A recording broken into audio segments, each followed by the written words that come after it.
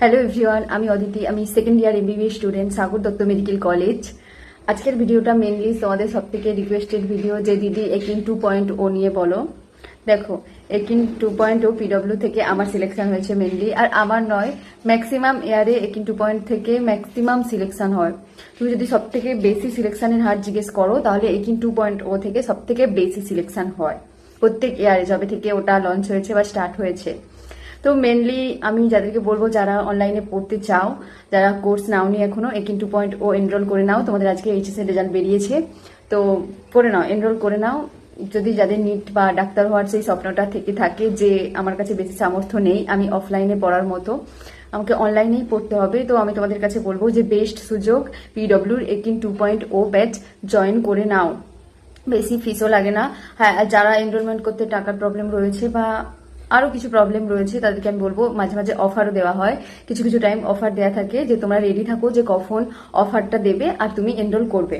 যারা যারা করে করে নাও, কারণ আমি তোমাদেরকে বলছি আমার সিলেকশন হয়েছে ওই ব্যাচটাকে জাস্ট ব্লাইন্ডলি ফলো করে। যে শুধু মানে ব্যাচটা নিলেই কি সিলেকশন সম্ভব?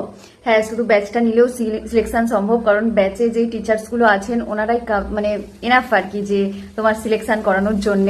তো চিন্তা করার দরকার নেই। তুমি যদি তুমি ব্যাচটা নিয়ে নিয়েছো, এবার তুমি ব্লাইন্ডলি ওটাকে ফলো করতে শুরু করো। আজকে আমি তোমাদেরকে সব ডিটেলসে বলবো, যে আমি কোন টিচারের কাছে পড়েছিলাম, কত ঘন্টা পড়তাম, কিভাবে পিওয়াইকিউ ডিপিপি সলভ করতাম, সবকিছু আজকে আমি তোমাদেরকে এই ভিডিওটার সাহায্যে বলবো। প্রথমেই আসি যে আমি কোন কোন টিচারের কাছে পড়েছিলাম। দেখো, পার্সোনালি আমি এমআর স্যারের কাছে আগে কোনোদিন পড়িনি, মানে আগে আমার মনে নেই আমি কোনোদিন পড়েছি কিনা। আমি শুনতাম যে এমআর স্যার ভালো, এমআর স্যার ভালো, তো আমি ওই থ্রুতে এমআর স্যারের কাছে মানে পড়তে শুরু করেছিলাম। তো ওটা তো সত্যি মানে বেরিয়ে এলো যে এমআর স্যার সত্যি খুব ভালো, আমার তো পার্সোনালি খুব মানে ভালো লেগেছে। তোমাদেরকে আমি একটা কথা বলবো, যে তোমরা এমআর স্যারকে চুজ করতেও পারো, নাও করতে পারো। তোমার তোমার যে স্যারকে পছন্দ, মানে তোমার যদি মনে হয় ফিজিক্সের এখন যেই লেভেলের হচ্ছে, তোমার যদি ডাউট হয় এমআর স্যারের ক্লাস করছি কিন্তু কনসেপ্ট বুঝতে পারছি না, বা মনে হচ্ছে যে এমআর স্যার তো যেই জন্য নয়, যে এর মতো কোশ্চেন এলে আমি কিভাবে ফিজিক্স পারবো। দেখো, তুমি তোমার মাইন্ড সেট করো, আর তোমার যেই স্যারের কাছে পছন্দের তুমি সেই স্যারের কাছে পড়তে পারো। তোমার যদি এমআর স্যারের কাছে কনসেপ্ট ক্লিয়ার হয়, মেন আমরা কি করতে চাই, আমরা মেন করতে চাই যে আমাদের কনসেপ্টটাকে আমাদেরকে ক্লিয়ার করতে হবে। তোমার যদি এমআর স্যারের কাছে কনসেপ্ট ক্লিয়ার হয়, তুমি এমআর স্যারের কাছে পড়ো। আমি তোমাকে বলছি, এমআর স্যারও খুব ভালো পড়ান, এমআর স্যার খুব ভালো কোশ্চেন করান, যেই কোশ্চেনও করান। আর যদি তোমার এমআর স্যারকে পছন্দ না হয়, তখন তুমি টিচার চেঞ্জ করতে পারো, দুটো করে টিচার দেওয়া হয়। তুমি সেই স্যারের কাছে তোমার কনসেপ্ট ক্লিয়ার করতে হবে। তোমাকে সবসময় মনে রাখতে হবে যে তোমার তোমার যে টিচারটা, তুমি যেন তার কাছে ভালো করে পড়ো, ব্যাস এটাই মেন। টিচার নিয়ে কোনো প্রবলেম নেই। ফিজিক্স হয়ে গেল, ফিজিক্সের পর আছে কেমিস্ট্রি, ফিজিক্যাল কেমিস্ট্রির ক্ষেত্রে আমি সুধাংশু স্যারকে ফলো করেছিলাম। আমি নিটের আগে সুধাংশু স্যারের একবার দেখেছিলাম, মানে যে ইয়ারে ব্যাচ কিনেছি তার 1 মান্থ আগে আর কি, 2023-এ নিটের আগে 1 মান্থ আমি সুধাংশু স্যারের ভিডিও দেখেছিলাম। তো আমার মোটামুটি ভালোই লেগেছিল স্যারকে, যে হ্যাঁ ঠিক আছে আমি পড়তে পারবো। স্যারের কাছে আমি স্যারের ব্লাইন্ডলি ফলো করেছিলাম। আর অর্গানিক কেমিস্ট্রির ক্ষেত্রে আমি পঙ্কজ স্যারকে ফলো করেছিলাম, পঙ্কজ স্যারের নাম শুনে আমি ফলো করেছিলাম, কিন্তু স্যার খুব ভালো পড়ান। আর ইনঅর্গানিকের ক্ষেত্রে আমি লিজেন্ড টিম থেকেই মোহিত স্যারকে, মানে আমাদের সময় লিজেন্ড ছিল, লিজেন্ড আর একটা আলফা মনে হয়, তো আমি লিজেন্ড টিম থেকে পঙ্কজ স্যারকে নিয়েছিলাম। আর ইনঅর্গানিকের ক্ষেত্রে আমি মোহিত স্যারকে নিয়েছিলাম। এই তিনটে হয়ে গেল কেমিস্ট্রির ক্ষেত্রে। আর বায়োলজির ক্ষেত্রে আমি বোটানি পড়েছিলাম, আমাদের সময় ঋষভ স্যার এখন আর পিডব্লিউতে পড়ান না। এখন তুমি তোমার পছন্দের যে স্যারটা, বিপিন স্যার পড়ান, আর বটানি রূপেশ স্যার পড়ান। তুমি বটানি এই দুটো স্যারের কাছে পড়তে পারো। পার্সোনালি যখন রূপেশ স্যার পিডব্লিউ ছেড়ে দিয়ে চলে গেছিলেন নিচের 2 মান্থ আগে, তখন আমি রূপেশ স্যারের কাছে পড়েছিলাম। রূপেশ স্যারও খুব ভালো পড়ান, আমার পার্সোনালি ওনাকে খুব ভালো লেগেছিল। আমি ওনার পিওয়াইকিউ সেশনগুলোও সব ফলো করেছিলাম, আমার খুব ভালো লেগেছিল ওনাকে, যে হ্যাঁ উনি ঠিক আছেন। রূপেশ স্যারের কাছে তোমরা পড়তে পারো। আর বিপিন স্যারের তো অনেক নামটা, অনেক ভালো পড়ান উনি, ওনার কাছেও তোমরা পড়তে পারো। এবার আছে জুলজির সময় আমাদের সময় ছিল, স্যারটার নাম মনে নেই এখন আমার, কি ছিল খুব একটা খেয়াল নেই, তবে এখন যে পড়ান, এখন সমাপ্তি ম্যাম পড়ান, আর গুরুমা পড়ান। তোমরা দুজনের কাছ থেকে পড়তে পারো। গুরুমার কাছ থেকেও আমি পার্সোনালি ভিডিও দেখেছিলাম, পিওয়াইকিউ ভিডিও, ম্যাম প্রচুর ভিডিও করায়। আমার সময় যে জুলজি স্যার ছিলেন, নিতে মনে নেই আমার ঠিক নামটা, তো স্যারও খুব ভালো পড়াতেন, মানে খুব ভালো পড়াতেন। এখন পিডব্লিউতে নেই, পিডব্লিউ ছেড়ে চলে গেছেন। তো এই হলো টিচার সিলেক্ট। তোমরা তোমাদের মন পছন্দের টিচার সিলেক্ট করো, যেখানে তুমি তোমার কনসেপ্ট ক্লিয়ার করতে পারবে। দেখো, এটা মজা নেই যে আমি ওর কাছে পড়ছে, ও ফেমাস, এই স্যার ফেমাস, ওই স্যার ফেমাস, এই ওর কাছে পড়তে আমরাও পড়বো না। তোমার সব থেকে আগে যেটা মানে করণীয় হবে, যে তোমাকে টিচার সিলেক্ট করতে হবে। তোমার সাথে যার ভাইব ম্যাচ করে তুমি সেই টিচারের কাছে পড়বে, টিচার যেই হয়ে যাক। তোমার মেন সেটা হচ্ছে আমার কনসেপ্ট ক্লিয়ার করতে হবে। যাই হয়ে যাক, তোমার নিজেরটা নিজেকে বুঝে নিতে হবে, যে যাই করুক। বাকি এবার আমি কত ঘন্টা পড়তাম।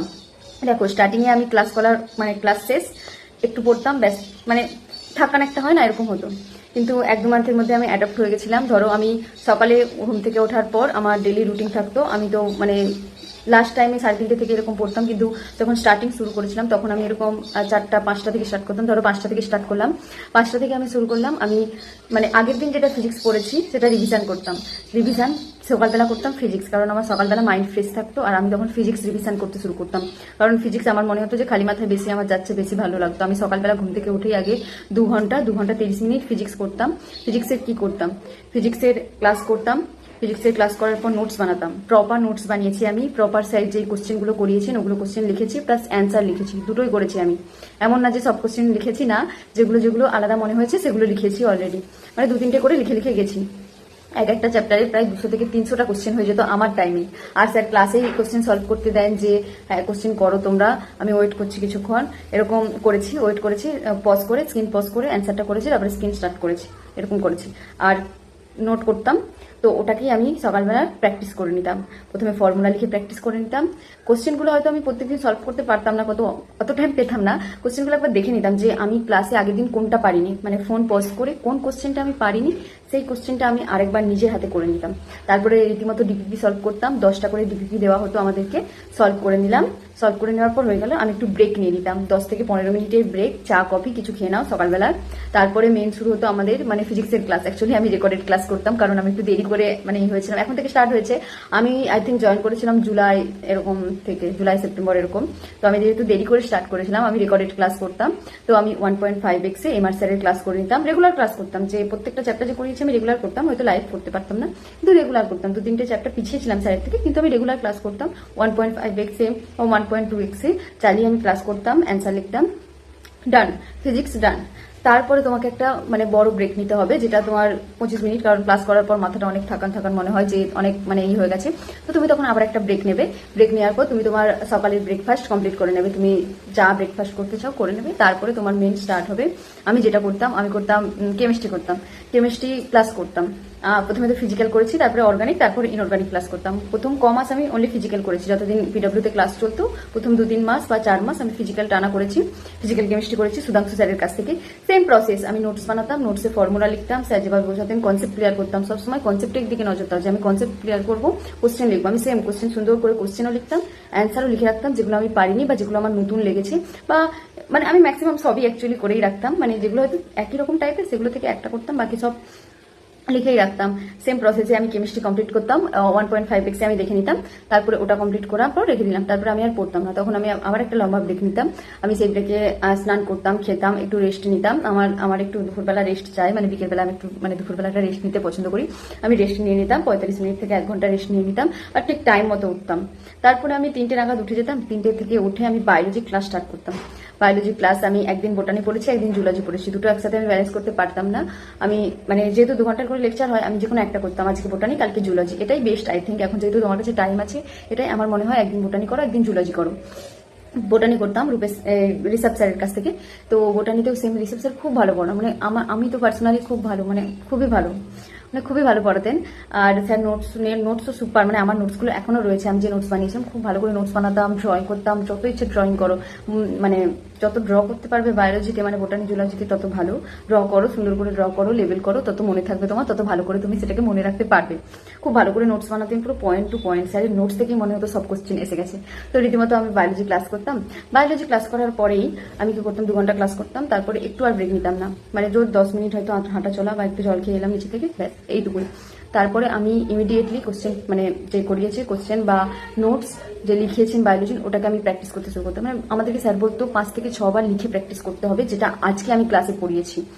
রীতিমতো আমি হাত চাপা দিই, মানে হাত চাপা বা বই দূরে করে রেখে আমি ওটাকে 5-6 বার লিখতাম। আমি স্যারের কথা শুনেছি, প্রথম 2-3 বার লিখতাম যে হ্যাঁ 2-3 বার হয়েছে, তারপরে আস্তে আস্তে ওটাকে আমি 5-6 বারে নিয়ে গেছি। খুব ভালো করে লিখতাম, লিখে লিখে প্র্যাকটিস করেছি। বায়োলজি তুমি যত তাড়াতাড়ি মানে নোটস, জানি না বায়োলজি মুখস্থ করতে হয় বলে আমি বায়োলজিও এমনকি লিখে লিখে প্র্যাকটিস করেছি, প্রচুর প্র্যাকটিস করেছি লিখে লিখে। স্যার আমাদেরকে সবসময় সাজেস্ট করতো যে টাইম ওয়েস্ট করো না, ক্লাস শেষ, ক্লাসের পরে আধ ঘন্টা বার করে তুমি ওটাকে লিখে প্র্যাকটিস করে নাও। আধ ঘন্টা মানে আমি এরকম আধ ঘন্টা 40 মিনিটস এরকম লাগতো, লিখে প্র্যাকটিস করে নিতাম। তারপরে ডিপিপি সলভ করতাম, আর স্যার যদি ক্লাসে কোশ্চেন করেন কোশ্চেন সলভ করতাম। স্যার সবসময় একটা অ্যাডভাইস দিতেন বায়োলজির ক্ষেত্রে, যে প্রথমে তুমি নোটস ক্লিয়ার করো, নোটসটাকে পুরো একদম জলের মতো করে নাও, লিখে লিখে প্র্যাকটিস করে নাও। তারপরে তুমি কোশ্চেন যাও, PYQ যাও, সব ইজি মনে হবে। যতক্ষণ না নোটস হচ্ছে ততক্ষণ পর্যন্ত তুমি অন্য কোনো কিছুতে আর যেও না। এটা স্যার আমাদেরকে বলতেন, আমি এটা ফলো করেছি। জুলজির ক্ষেত্রেও সেম ফলো করেছি। নিতেশ স্যার আই থিঙ্ক ছিল, তো উনি পড়াতেন, নোটস করতাম, খুব ভালো পড়াতেন, খুব ভালো, মানে কনসেপ্ট ক্লিয়ার হয়ে যেত। আর মানে মনেও থেকে যেত, যেহেতু আমার মানে সেকেন্ড ড্রপ ছিল, তো আমার মনেও থেকে যেত হ্যাঁ এরকম ব্যাপার, এরকম এরকম। তো আমি মানে জুলজি আমার খুব কম টাইম লাগতো পড়তে, তো আমি এভাবে পড়তাম, মানে জাস্ট শেষ 3টে থেকে ধরো 4টে 5টা পর্যন্ত করলাম, 5টা 10 থেকেই আবার স্টার্ট করে দিতাম। 40 মিনিটস পুরো টানা লিখতাম মানে প্রপার লিখবে না তুমি, হালকা হালকা লিখবে, হালকা হালকা লিখবে, লিখে লিখে যাবে, তারপর মানে এখন লাইন টেনে নেবে একটা পেজে, তো তারপরে লিখবে, একটা পেজে 3বার করে লিখবে কি কি আজকে পড়িয়েছে, পুরো একদম নোটস যেন একদিন আজকের পড়া যেন আজকেই আমার হয়ে যায়, ব্যাস। কোশ্চেন করে নিলে, PYQ যদি করা না থাকে PYQ করার দরকার নেই, শুধু DPP করে নাও, ডিপিপি হলেই যথেষ্ট। তারপরে হয়ে গেল ওটা। মোটামুটি আরও 2 ঘন্টা লাগতো বায়োলজি কমপ্লিট করতে, মানে ওই 40 মিনিটস, আর ধরো আধ ঘন্টা থেকে আরও 40 মিনিটস লাগতো কোশ্চেন প্র্যাকটিস করতে আর পুরোটা পড়তে। হয়ে গেল বায়োলজি। তারপরে আমি একটু রেস্ট নিতাম, আধ ঘন্টা রেস্ট নেওয়ার পর আমি কেমিস্ট্রি পড়তে শুরু করতাম। আজকে যে কেমিস্ট্রিটা পড়েছি, ধরো আজকে ফিজিক্যাল কেমিস্ট্রি পড়েছি, ফিজিক্যাল কেমিস্ট্রির ক্ষেত্রে আমি যেটা নোটস ছিল সেটাকে ওখানেও সেম আমি প্রচুর লিখে লিখে প্র্যাকটিস করেছি। মানে কেমিস্ট্রি যেটা আমাদের করাতো নোটসে, ওই নোটসটাকে আমি লিখে নিতাম, লিখে এবার যেদিন যখন আমি রাতে পড়তে শুরু করতাম ওটাকে আমি রিভিশন করতাম, যে আগে নোটসগুলোকে না দেখে লিখে নিলাম। তারপরে নোটসগুলো লেখার পর আমি কোশ্চেন প্র্যাকটিস শুরু করতাম, কোশ্চেন যেগুলো স্যার ক্লাসে করিয়েছেন NCERT-র কোশ্চেন করতাম, সব করতাম। আর তখনই করে নিলাম, ব্যাস কমপ্লিট। ওখানে নোটস আর DPPও সলভ করে নিতাম, যে পরের দিনের ক্লাসে যেতে হবে এরকম টাইপের, মানে পুরো অফলাইন টাইপের তোমাকে নিজেকে নিয়ে যেতে হবে এই জায়গায়। তোমাকে নিজেকে এরকম ফিল করাতে হবে যে আমি কোনো অফলাইন কোচিংয়ে পড়ি, কোনো চিটিং চলবে না এখানে, যে আজকে পড়ে নিলাম কালকে পড়বো না, অনেক পড়ে ফেলেছি, এরকম না। তোমাকে প্রপার একটা, তুমি যেরকম জানি না 11-12 যদি অফলাইন করে থাকো বা ছোটবেলায়, তো তোমাকে সেই রকম ভাবেই চলতে হবে যে আজকের পড়াটা আমি কমপ্লিট করবো, তারপরে আমি কালকে ক্লাস স্টার্ট করবো। মাঝে মাঝে ব্যাকলগ হয়ে যাবে, ইটস ওকে, কোনো প্রবলেম নেই ব্যাকলগের জন্য, বাট পড়তে থাকো, এভাবেই পড়তে। NCERT কখন পড়তাম? বেসিক্যালি আমি NCERT পড়তাম রাতে 1 ঘন্টা ঘুমানোর আগে, তাও বায়োলজির, অনলি বায়োলজি পড়তাম। আজকে যেটা পড়িয়েছি আজকে রাতে সেটা বায়োলজির পড়ে নিতাম। দেখো বেসিক্যালি NCERT পড়ার নিয়ম কিন্তু আলাদা। NCERT তুমি দাগ দিয়ে দিয়ে মার্কিং করে করে পড়ে নিলে কিন্তু হবে না। NCERT তোমাকে প্রপার নিয়ম জানতে হবে পড়ার, ঠিক আছে? NCERT-তে তাই ইজিবিজি মার্কিং কেউ করো না, এখন থেকে NCERT পড়ার নিয়ম আলাদা রয়েছে। জাস্ট NCERT-টা রিড করে নাও আজকে যে কি পড়িয়েছে। আর কেমিস্ট্রি আর ফিজিক্সের ক্ষেত্রে আমি NCERT তখনই পড়তাম যখন স্যাররা বলতেন যে হ্যাঁ NCERT-র এই পয়েন্ট আছে, মার্ক করে নাও। আমি সেদিন সেটা যে যার টাইমে, মানে ফিজিক্সের টাইমে সকালবেলা পড়ে নিতাম NCERT, আর কেমিস্ট্রির টাইমে পড়ে নিতাম NCERT। এবার আছে মক টেস্ট। দেখো PW-তে প্রত্যেক রবিবার একটা করে মক টেস্ট হবে এখন থেকে। একটা হচ্ছে যে হাফ, মানে 180, আর একটা হবে 720 এক্সাম।